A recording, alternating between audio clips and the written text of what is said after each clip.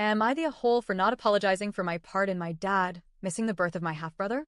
When I, 17M, was 9, my mom died after a long battle with cancer. It destroyed our small family. My dad basically shut down. He was barely functioning, just a shell of the man I once looked up to.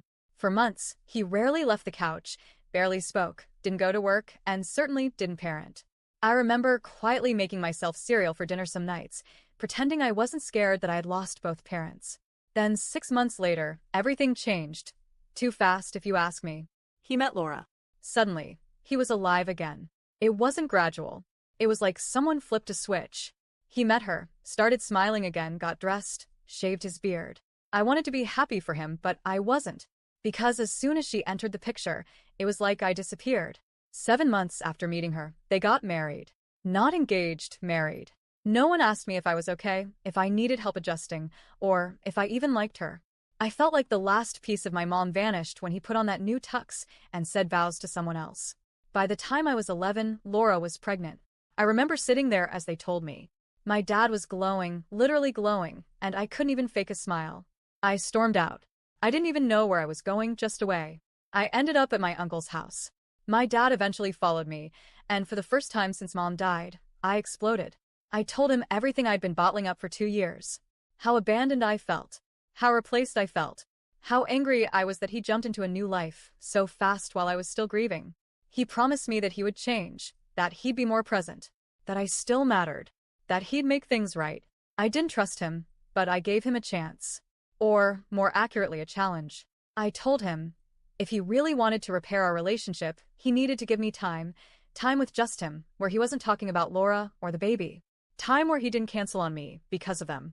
I told him I needed more than one good moment. I needed consistency.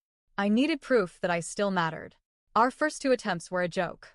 He took calls from Laura, checked his phone constantly. He barely looked at me. By the 3rd time, I warned him.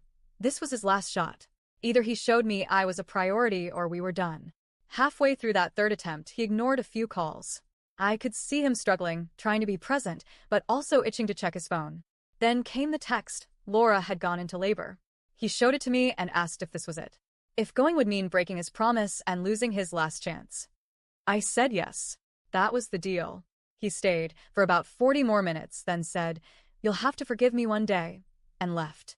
By the time he got to the hospital, my half-brother had already been born. Laura never forgave me for that. My dad expected me to, I guess. He kept acting like everything was fine, like we could pick up where we left off. He kept pushing the baby on me, asking me to hold him, telling me how happy he was and how this was the best thing to happen to our family.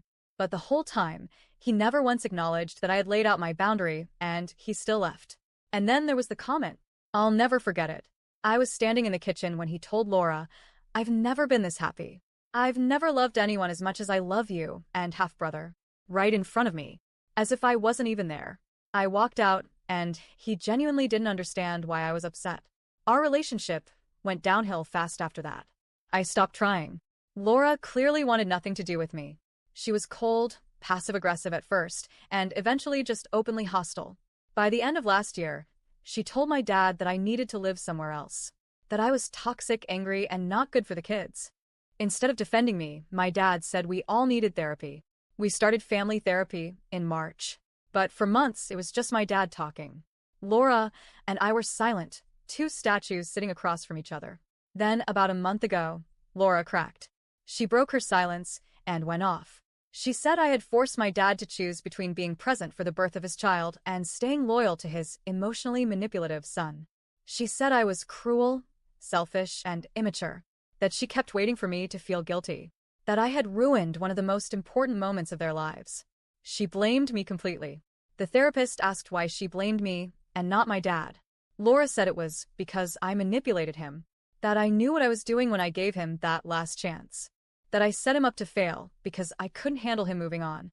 I didn't respond right away. It took me a few more sessions before I finally spoke up. But when the therapist asked me if I would ever apologize for my part in what happened, I said no. I said I didn't feel bad. And I meant it. I told them I didn't feel bad that my dad missed the birth because I was tired of being the backup plan. I was tired of him choosing everyone else and expecting me to be okay with it. That night just proved he would always prioritize his new life and expect me to just understand. Laura was furious. She said she didn't want me living in her house or near her children. She said I was emotionally stunted, bitter, and that she feared her kids would turn out like me if I stayed around. She called me cold, unfeeling, and accused me of having no conscience. My dad? He just sat there, nodded sometimes, stayed quiet most of the time, still acting like he didn't know how it got this bad. So, am I the a-hole for not apologizing?